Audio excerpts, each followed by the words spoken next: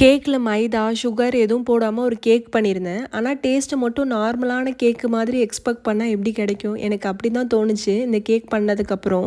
இந்த கேக்குக்கு பேர் வந்து பனானா கேக்குன்னு சொல்லலாம், ஹெல்த்தி கேக்குன்னு சொல்லலாம். நமக்கு எது பிடிச்சிருக்கோ அதை வச்சு சொல்லிக்க வேண்டியதான். இது பண்ணுறதுக்கு என்னென்ன பொருள் தேவையோ அதெல்லாம் ஃபஸ்ட்டு சொல்லிடுறேன். ஸ்வீட்டுக்காக 1 கப் டேட்ஸு, மைதாக்கு பதிலாக வந்து 1 கப் கோதுமை மாவு எடுத்துக்கிட்டேன், 1 கப் காய்ச்சின பால் எடுத்துக்கிட்டேன். அந்த பால் சூடாக இருக்கும் போதே ஒரு பாதி அளவு பாலை வந்து டேட்ஸில் ஒரு 1/2 மணி நேரம் ஊற வச்சுக்கணும். டேட்ஸ் நல்லா ஊறினதுக்கப்புறம் மிக்சியில் வந்து அதை ஆட் பண்ணிவிட்டு அது கூடவே வந்து 2 பனானா சின்ன சின்ன பீஸாக கட் பண்ணி நல்லா பிளெண்ட் பண்ணிக்கணும்.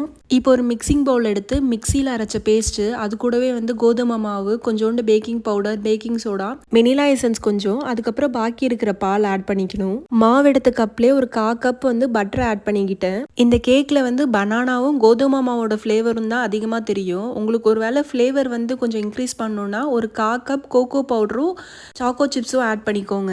நான் ஒரு 1/4 ஸ்பூன் தான் ஆட் பண்ணியிருந்தேன். நட்ஸுமே வந்து நான் கொஞ்சம் போட்டிருந்தேன். ஓவனில் தான் பேக் பண்ணியிருந்தேன். டெம்பரேச்சர் வந்து 350 டிகிரி ஃபாரன்ஹீட். டைம் வந்து 55 மினிட்ஸ் கிட்ட வச்சுருந்தேன்.